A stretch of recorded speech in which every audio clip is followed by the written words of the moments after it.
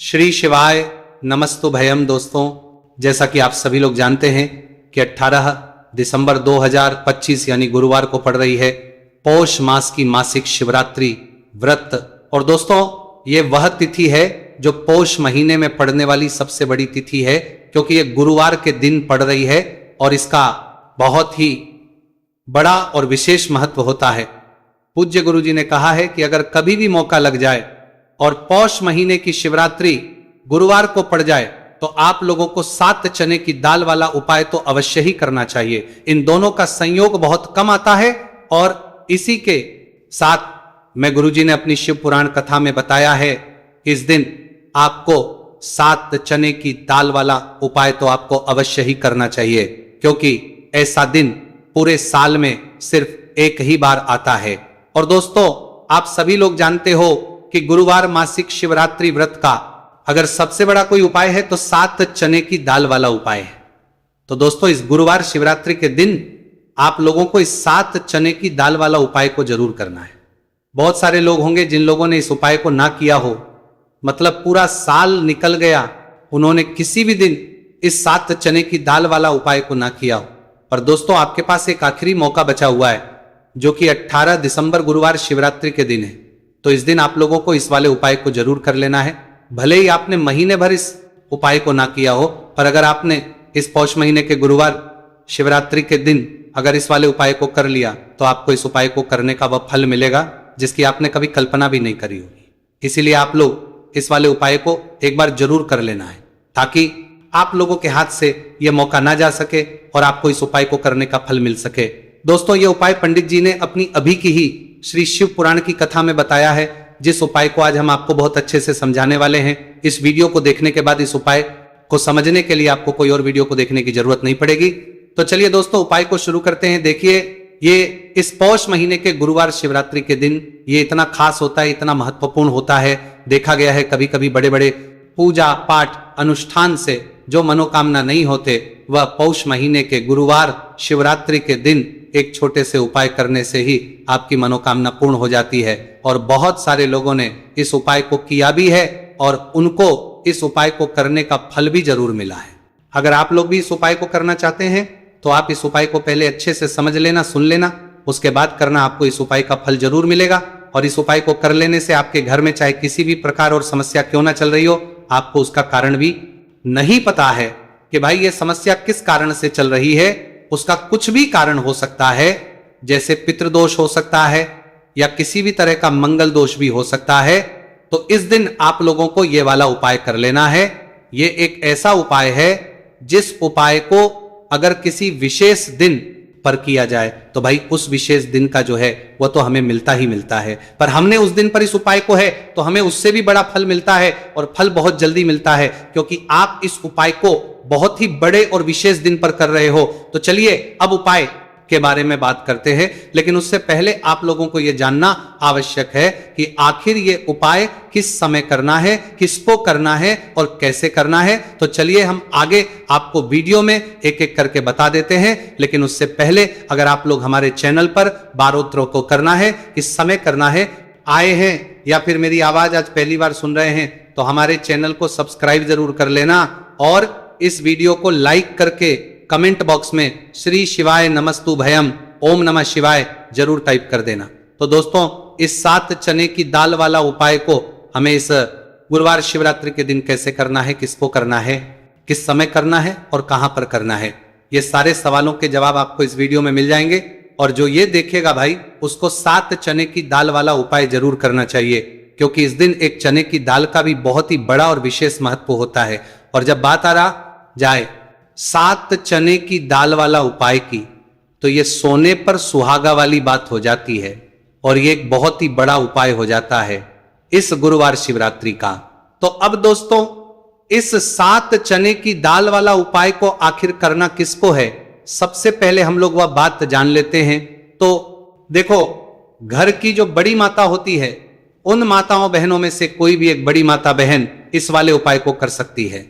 और दोस्तों, अगर आप चाहे तो अपने घर में से सभी सदस्यों को भी इस उपाय को करवा सकते हैं। अगर किसी व्यक्ति की खुद की कोई मनोकामना है, खुद की कोई दुख और परेशानी है जो कि वो अपने लिए ही करना चाहता है, इस वाले उपाय को तो वो खुद अपने लिए भी कर सकता है। बाकी अगर कोई घर में से ऐसा है जो कि अपने पूरे घर परिवार की सुख और शांति के लिए यह वाला उपाय करना चाहता है तो भाई वह भी कर सकता है, उसमें भी कोई वाली बात नहीं। कहने का मतलब यह है कि इस उपाय को हर एक सदस्य भी कर सकता है और पूरे घर परिवार के सदस्य के लिए घर की बड़ी माताओं बहनों में से कोई एक माता बहन भी कर सकती है। माताएं बहनें अगर घर में उपस्थित ना हो या वह ये वाला उपाय ना कर पा रही हो तो फिर घर का कोई बड़ा सदस्य भी इस 7 चने की दाल वाला उपाय को कर सकता है, चाहे फिर वो पुरुष ही क्यों ना हो, उसमें कोई भी दिक्कत वाली बात नहीं है।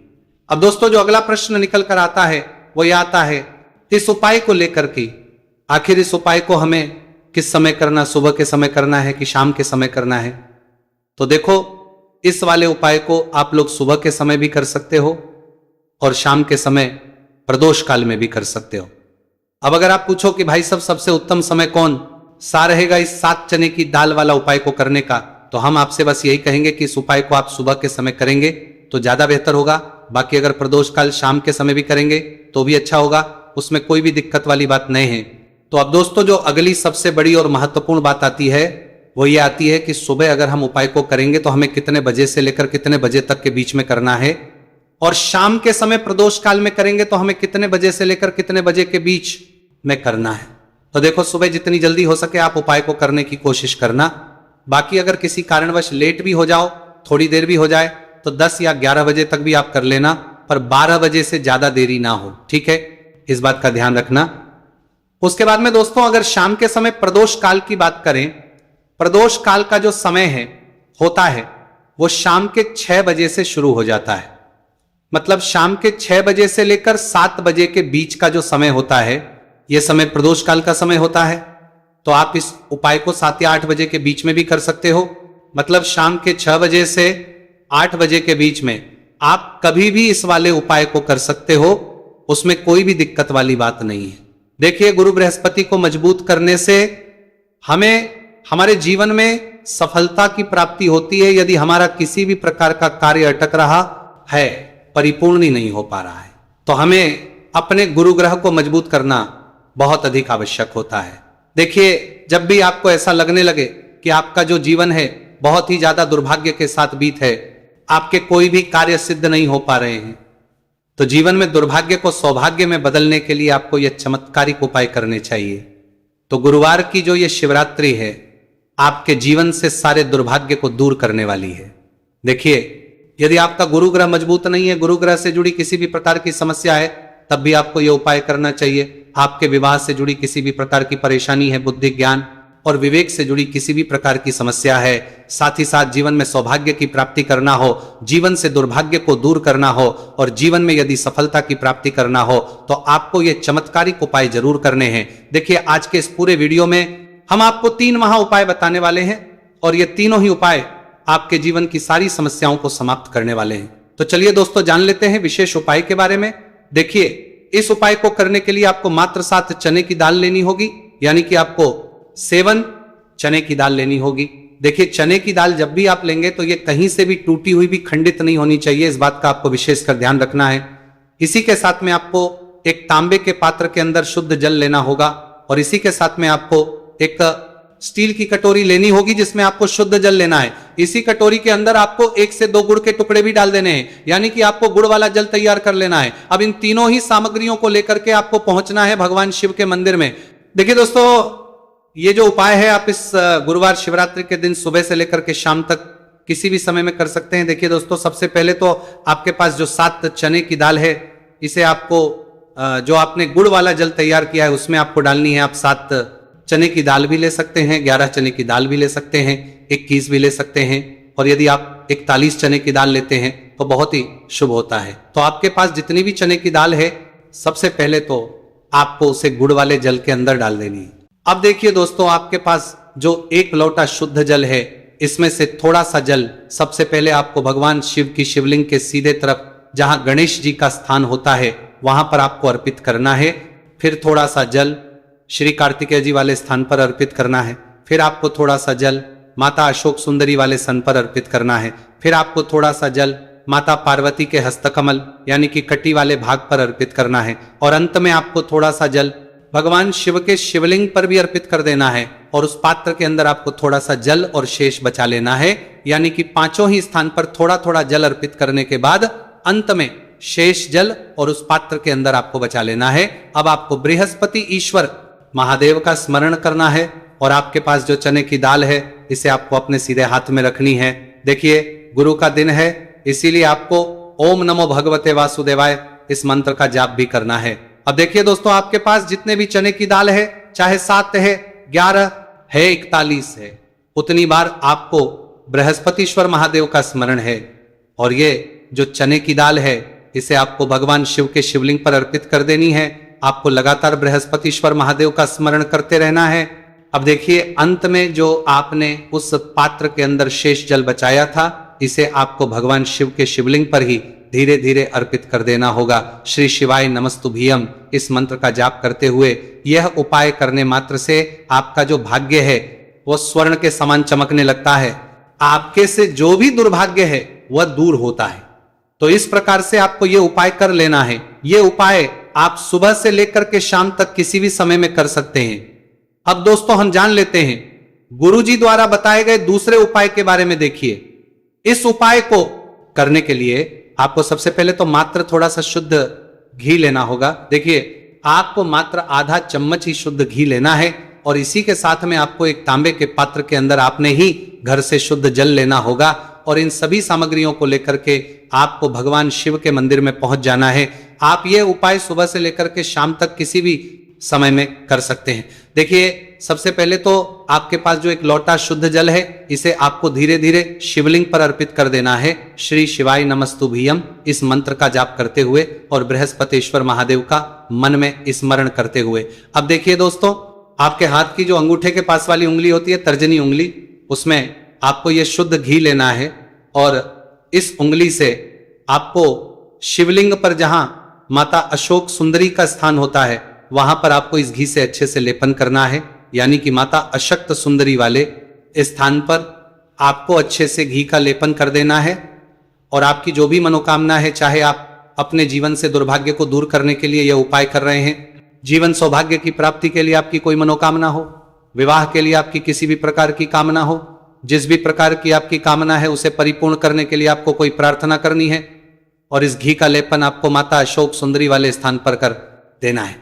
अब दोस्तों इस घी वाली उंगली को आपको कहीं भी साफ नहीं करना है, कहीं भी नहीं पहुंचना है, सीधे आपको अपने घर लेकर के आना है और इस घी की जो पहली बिंदी इसे आपको अपने मुख्य द्वार पर लगा देनी है और इस घी की बिंदी आप अपने घर में जहां भी आप धन रखते हैं वहां पर भी लगा सकते हैं।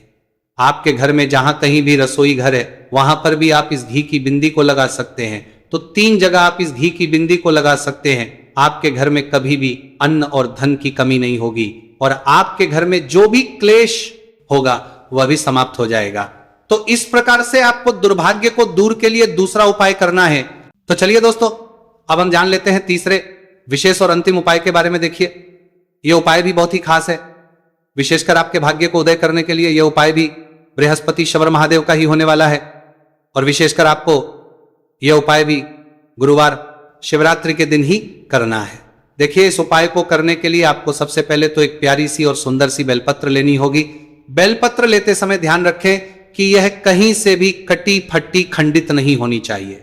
यदि आपको बेलपत्र नहीं मिल पाती है तो आप शिवलिंग पर चढ़ी हुई बेलपत्र को पुनः शुद्ध जल से धो करके उसका उपयोग कर सकते हैं। इसी के साथ में आपको एक तांबे के पात्र के अंदर शुद्ध जल लेना होगा और इसी के साथ में आपको आधा चम्मच या फिर उससे भी कम शहद लेना होगा।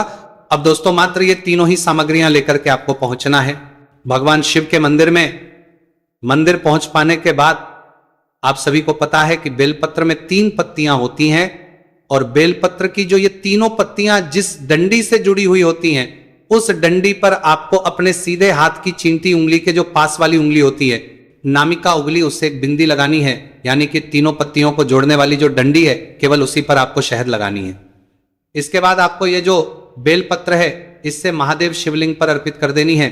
श्री शिवाय नमस्तुभ्यम इस मंत्र का जाप करते हुए देखिए बेलपत्र की जो चिकनी साइड है वह शिवलिंग से स्पर्श होगी और इसकी जो डंडी है वह जलाधारी की ओर रहेगी। इस प्रकार से आपको यह बेलपत्री शिवलिंग पर अर्पित करनी है। अब दोस्तों अंत में जो आपके पास एक लोटा शुद्ध जल है इसे आपको धीरे धीरे शिवलिंग पर अर्पित करना है। श्री शिवाय नमस्तुभ्यम इस मंत्र का लगातार करते हुए देखिए।